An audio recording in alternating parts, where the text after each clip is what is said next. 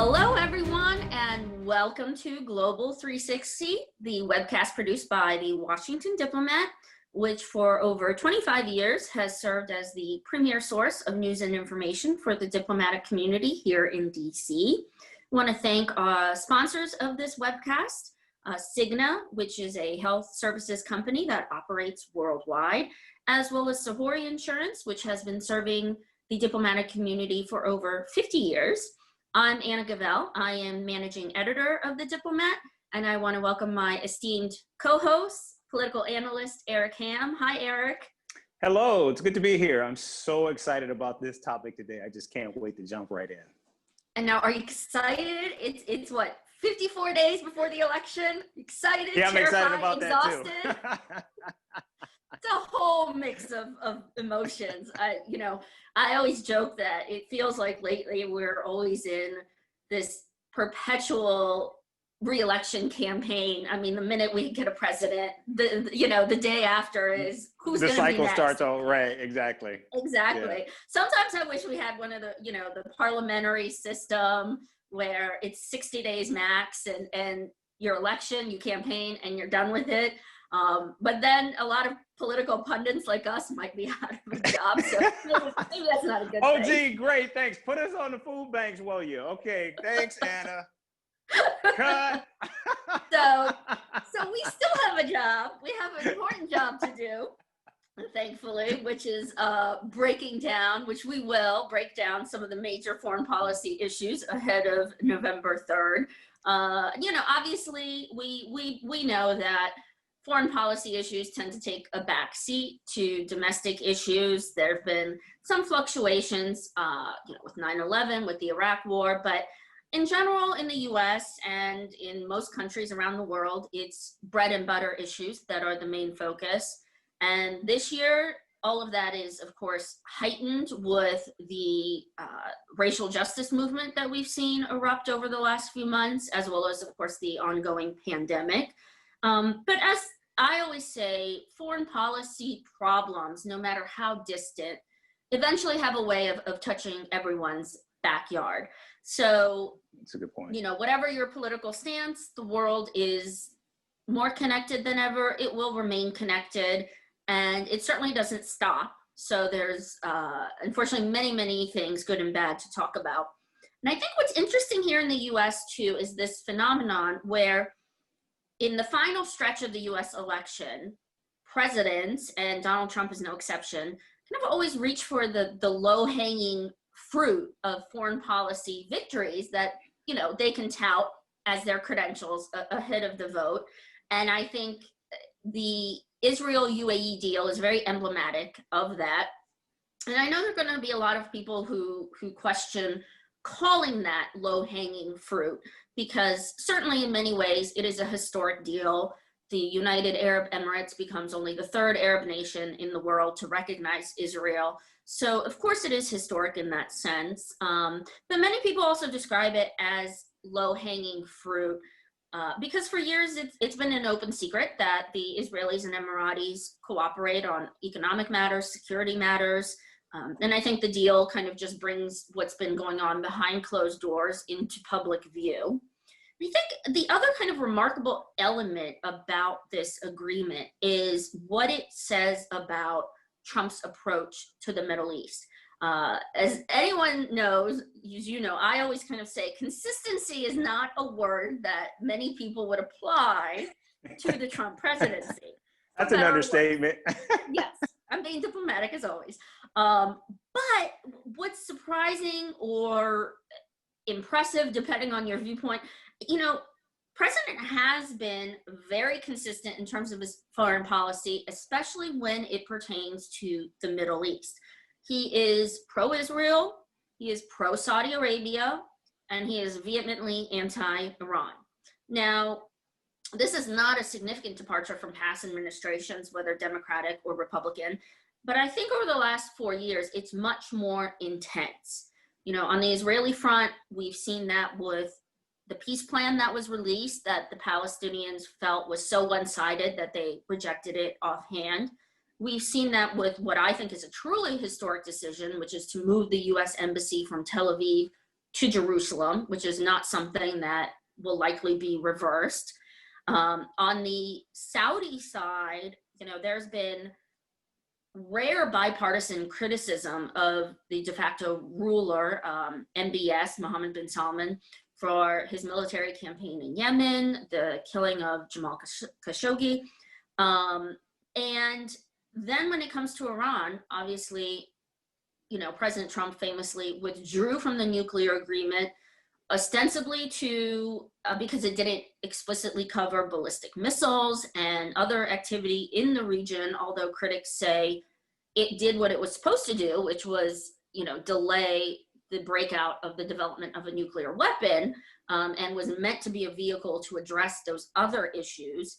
But the Trump administration has gone the opposite way. It has, applied a maximum pressure campaign, which again, critics say is kind of a thinly veiled attempt at regime change.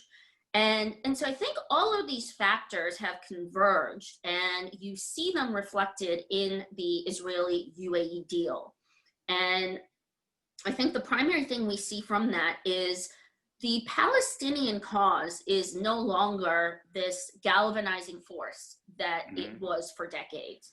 That's right. It may still be among the Arab public, but among Arab leadership, they, along with Israel, are much more laser focused on Iran's regional ambitions.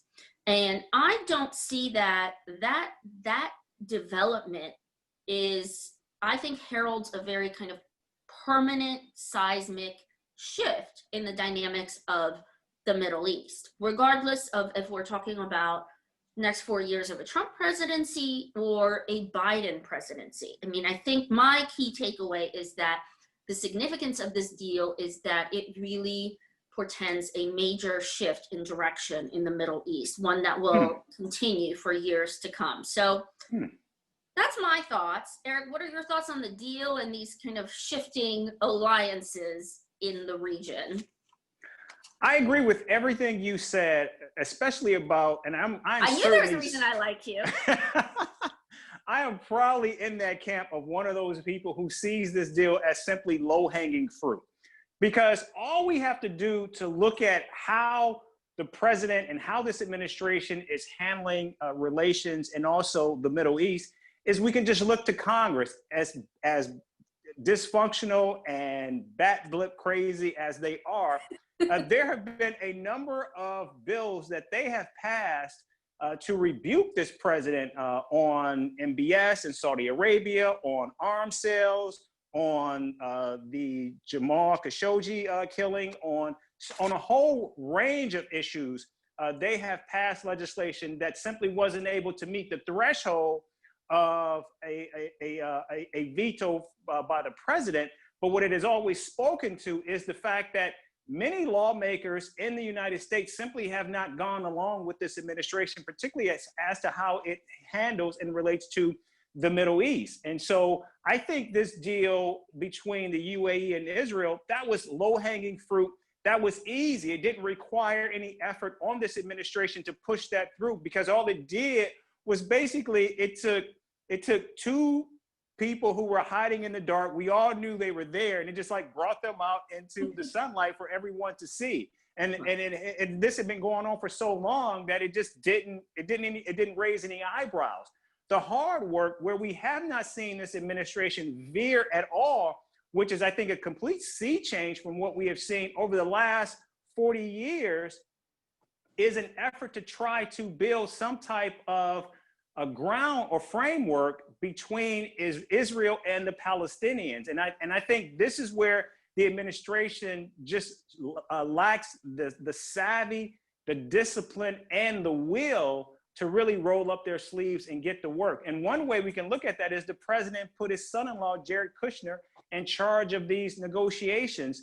And when we see they simply have not gone anywhere. And I think that's only going to be increasingly problematic in a Trump administration if he's reelected.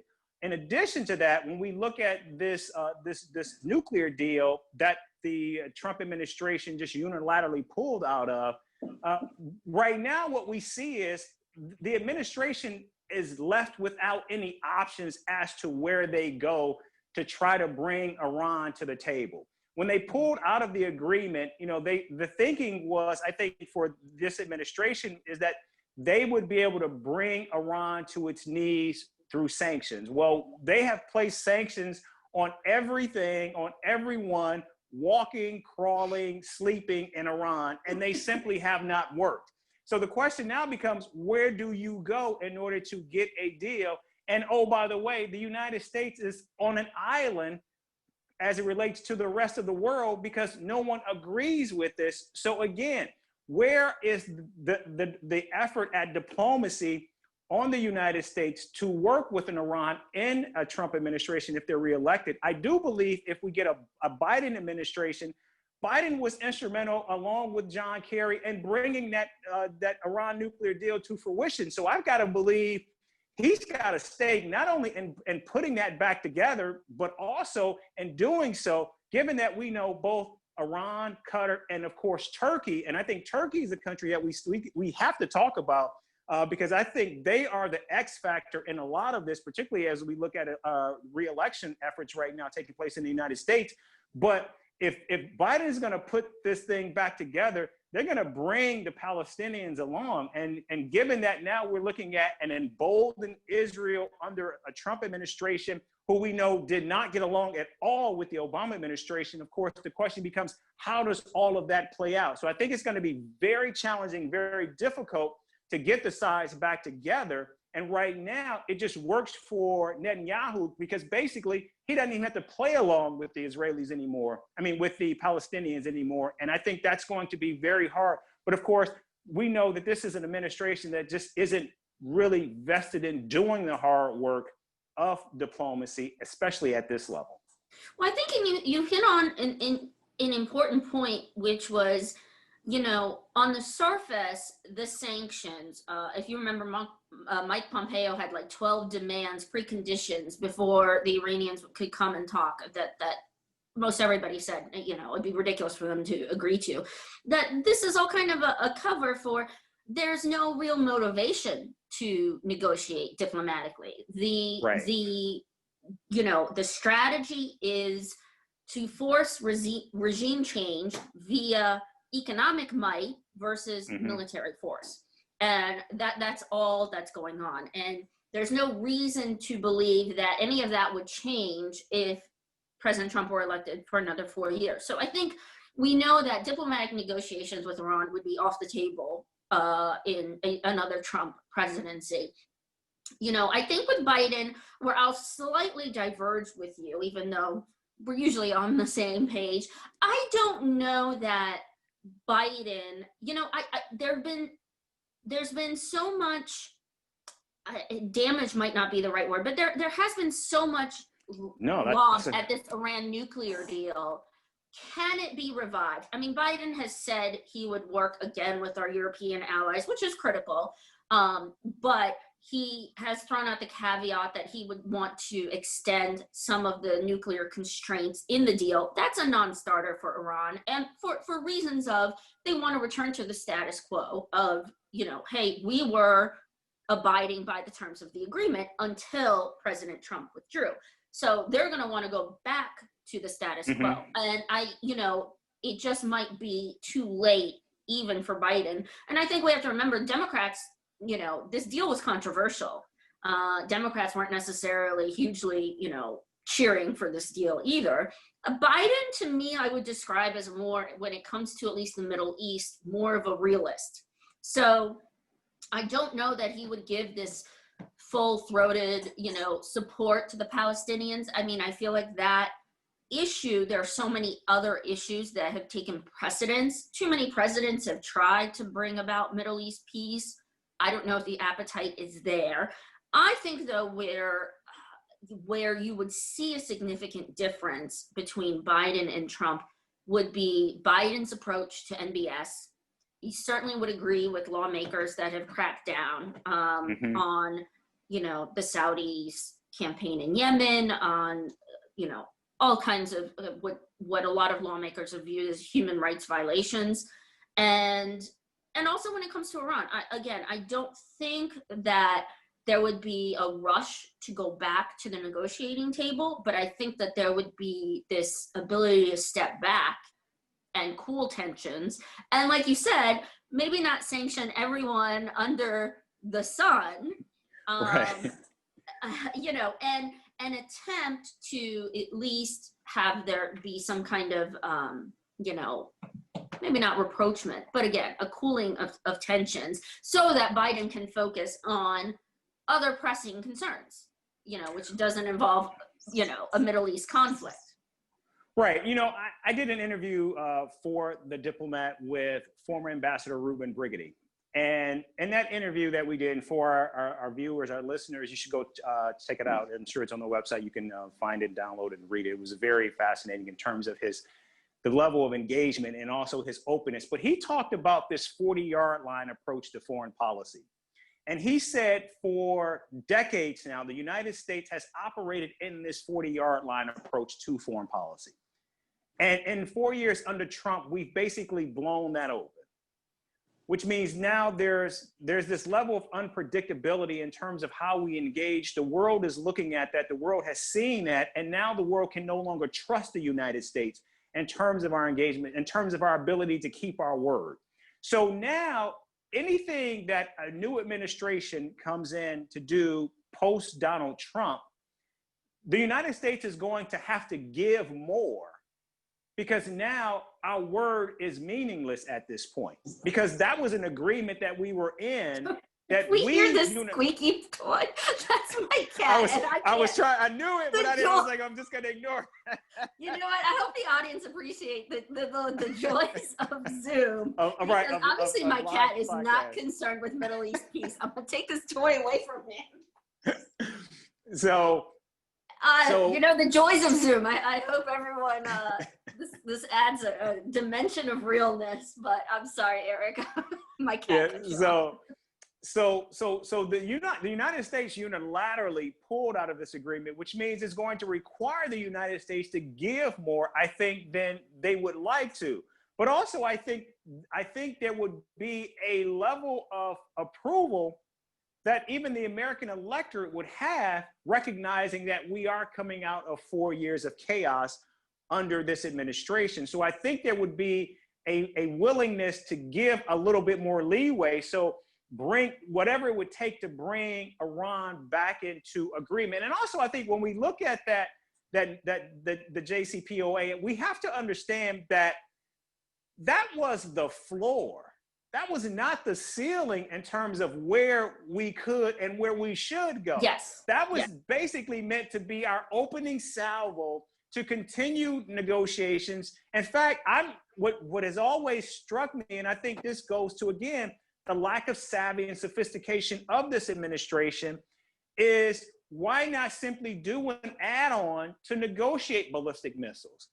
The nuclear component was just the beginning of that. I mean, there was so much more room to grow in that conversation, in that relationship. And I think as a result, we've lost a tremendous opportunity. And also, I think if there is a Biden administration, the Saudis under MBS, you know, they've got to be really nervous and quaking, because, you know, Biden, I think, is going to be in alignment with, even if you maintain the Senate where it is today, I think Biden will be in alignment with lawmakers, particularly on Saudi Arabia as it relates to Yemen, and also some other activities that we've seen taking place.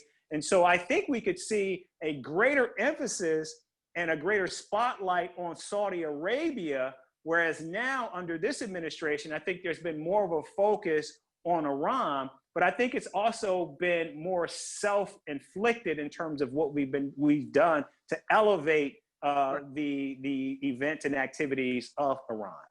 You know, I think you hit on the biggest misconception, and obviously, you know, the nuclear deal is so complex, and the nuances are difficult for even experts sometimes to grasp. But you know, fundamentally, that's the biggest misconception: is it was not intended to address every single issue under the sun.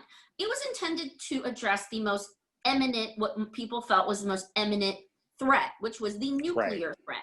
And it was meant to slightly crack the door open in the hopes of then addressing many other issues, longstanding issues with Iran. And, you know, I think it gets back to the point of, well, why wouldn't the Trump administration go through the vehicle that was established? There are, I'm sure, so many reasons of, you know, they just did not agree with the deal and had no desire to bring Iran out of international isolation. They didn't want to work with European partners. There was mistrust, obviously, of Iranian intentions. You know, there's a myriad disagreements with the deal. And it was clear that, withdrawing from the deal and putting on these demands were not going to happen. I do kind of come back to this point where I think it has sustained so much damage. I don't know that Biden can revive it. I don't know that he really wants to, that it would be his priority. I think what the most interesting dynamic that we'll be waiting on is after Election Day. Again, I think just like many other countries, Iran has been in a wait and see mode. I don't believe they've certainly restarted elements of their nuclear program, but they have not fundamentally withdrawn from the agreement. And I think that's critical. There's really nothing that they've done that's not in theory reversible. Right. So I do think they're in this holding pattern to see whether, after November, it's Trump or Biden. And I think if it's Biden, they'll continue to be in a wait and see mode of how he will approach the issue. Now, if we're looking at another 4 years of President Trump, I think the Iranians are going to know the deal is beyond dead in the water. And what is their next move? And I don't know what, obviously, nobody knows what their next move might be. I don't think it's a, suicidal regime where they're going to sprint toward a bomb. But they certainly, I suspect, would be like, well, what is, we're done. We are going to restart the nuclear program. There's no hope in salvaging this. The Europeans have not managed to salvage it. And we have another 4 years of President Trump, who is not going to want to negotiate. So I certainly think we could see a lot more tension and possible conflict. Obviously, that's going to be a huge red line for Israel if Iran starts to race toward a bomb again. And I think it also, another key point that we didn't bring up is, the Trump administration pushed very hard for the arms embargo on Iran to be extended indefinitely. For those that know, over the summer, it suffered a pretty stinging defeat at the United Nations. And in response, Secretary of State Mike Pompeo and the administration has said that they want to snap back sanctions under the Iran nuclear deal. Now, of course, in order to do that, you have to be a participant of the deal. And now here's the whole legal murky area. Are you a participant if you ditch the deal or not? We're going to go through this kind of legal jargon for the next few months, but regardless, if the U.S. imposes unilateral sanctions, which is already pretty much done, most companies are not going to want to run afoul of the U.S. as an economic power. So there's going to be further economic pressure. And I think it's notable to mention that the arms embargo officially expires October 18th, roughly 2 weeks before the election. Now, I'm not a big conspiracy-minded person, but I have had a few friends clutching my pearls. Yeah. They're hidden underneath your collar. It is one of those fascinating theories, though, of we're talking 2 weeks before the election. Could we be seeing a wag the dog scenario where the U.S., the administration says, now arms will be allowed to just, flow into Iran? Would they try and start low-scale military conflict, especially if the poll numbers are down, to divert people's attention. I mean, I think it's one of those kind of wag the dog conspiracy theories, but is it that outlandish? You know, when it was brought up to me, it's, you know, it's something you begin to think about. The timing is awfully close. I think what we have seen from this we have seen that at every opportunity, this president has attempted to de-escalate tensions with Iran. We saw the president when planes were ready to fly off the carrier to attack Iran. The president pulled them back. In fact, we've also seen in these latest tapes from Bob Woodward that the president believes that his generals are more focused on military matters and maintaining relationships than they are with trade deals. So I just think this is a president who doesn't have the stomach for that.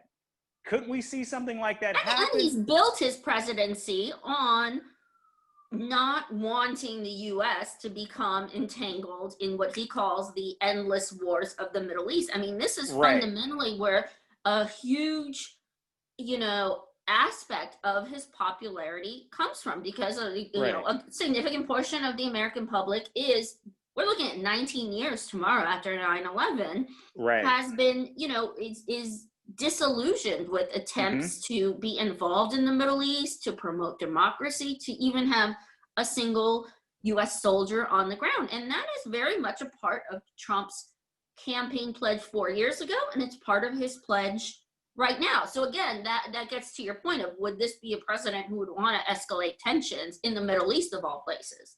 And I think that's what would come through. And I think if he did that, I think it would mean the end of the election for Donald Trump. I think he would lose, and I think he would lose pretty badly, because Americans, no matter what happens, Americans would put the blame and the onus on this president, given all of the chaos that we have seen over 4 years. And now this happening, I think people would see it for what it is, a cynical ploy by the president to distract, to try to move people away from what's really going on. And I just don't think it would work, especially given that now we see the president looking to draw down an additional 3,000 troops now. And now you're going to start a low-scale military effort against Iran, a country that's, perhaps, far more threatening than any other country in the region. And you're going to do that 2 weeks before an election. I just don't think that would work, even for this president. Yeah. I think people just like to kind of bring up all the different possible scenarios, and goodness knows we can't predict a lot of them, but the cynics could point that out. But as you said, that would fundamentally go against just the backbone of President Trump's message, America first. But that being said, again, I think Biden, you're talking about somebody who has decades of political and foreign policy experience. It would be a much more nuanced approach, obviously. I think the biggest areas are not so much with Israel, because, the U.S. will continue to maintain its support for Israel. I don't believe that Benjamin Netanyahu will, we'll circle back to the actual Israeli UAE deal. That it's so easy. Oh my gosh, to go off on tangents, because of course it's the Middle East. But technically, I mean, the deal was that Israel would suspend any intentions of annexing territory in the West Bank under the peace plan that the Trump administration released. And, I don't think this was a huge give on Benjamin Netanyahu's, part. It's, I might have done something and faced backlash from it, but now I'm going to hold off on doing it for a little while. I mean, exactly. We got a lot in return. And, whether you love him or loathe him, he is a political survivor, longest serving Israeli prime minister. And I think I highly doubt he will move, even though it's a suspension. I highly doubt he would move to annex territory under Trump, let alone under Biden, who would obviously oppose that much more strongly than Trump would, because I think he does not want to jeopardize the UAE deal. So, and it's kind of, it's very similar to the debate over the F-35 stealth fighters that the Trump administration has proposed selling to the UAE. These were obviously, I don't want to say obviously, but it's not a coincidence that all of this news came out within, the announcement of the diplomatic deal. There were obviously included in the negotiations these F-35 selling, the sale of these stealth fighters and advanced drone technology, as well as, I don't think, the reports have come out after Benjamin Netanyahu said, we oppose the sale of these F-35s. Reports came out in New York Times and Axios that privately he condoned them. And it's hard to imagine that these factors did not come up in the negotiations, because each side has to make a concession in order to come out with this deal. So, I just think the elements of this deal will be in place for a while. I think the Emiratis, I think the Saudis, not all of the Gulf monarchies, because you really can't include the Qataris in the same vein as the Saudis. But, I go back to, I think it heralds this fundamental shift where the focus is Iran.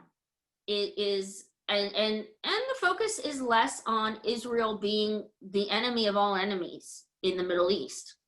And I think this is an incredible fundamental shift. Where it leaves the Palestinians, I don't think is in a good place. And again, you have a prime minister in Israel who is very savvy. You have the Trump administration, which has drawn its battle lines very clearly, is not going to change them in the next 4 years. And again, even with President Biden, I think the biggest shifts you will see are in regards to Saudi Arabia. But again, I think this deal and the impetus behind it, which is to thwart Iran's regional ambitions, I think that will stick around, as my sense of it. I know you agree with me because we're best friends and you agree with me. I agree with you, but I do believe that Turkey could be an X factor in all of this, because Turkey is not on board with this agreement. Number one, Turkey, particularly under Erdogan, has shown a unique ability to get what he wants out of Trump. We do know he's got a relationship with Russia, and we just don't know how Turkey is going to respond long term. And so I think Turkey could be a potential disruptor in all of this. And I think Turkey is going to have to be a player that we are going to have to watch. Now, I think we have to watch them because I do believe Trump, I'm not as diplomatic. I have two cats trying to kill themselves. I definitely agree with your point on Turkey. I do believe that President Trump simply is not at the level, he doesn't have the savviness that many of these international players do. And I do believe that he can be played, whereas I don't believe that would be the case under a Biden administration. Well, I'm just saying we just have to watch how Trump plays this out, because I don't know what Turkey's going to do. I'm not saying Turkey's going to do anything, but given what we have seen from Erdogan in these last 3 years, I think Turkey is and because they clearly have criticized this deal, I think it's prudent to watch what Turkey does. Yeah. No, and you're absolutely right that Turkey is this wild card, because in recent years, the rivalry, which is less publicized between the Emiratis and Erdogan, has been steadily growing. We're seeing that in Libya, where they are deploying forces on opposite sides of kind of this low simmering, or depending on the day, civil war, ongoing unrest for years in Libya. And so there is this rivalry. We always focus on Saudi Arabia and Iran, but Turkey and the UAE have a growing rivalry as well. And as you said, President Trump has not criticized Erdogan. He considers, I don't want to use the word ally, but certainly there's been no criticism of Erdogan, whereas Biden in the last few months and in general has publicly criticized Erdogan. And so I think there's going to be a lot more pushback from a Biden administration toward Turkey than there would be at all. And it's definitely, it is the wild card, because when we say Gulf monarchies, there's always that caveat that, you know, you have the Saudis, you have the Emiratis, you have Bahrain. Perhaps Bahrain will follow in, you know, the Emiratis' footsteps and eventually recognize Israel. But you also have the Qataris and you have Turkey.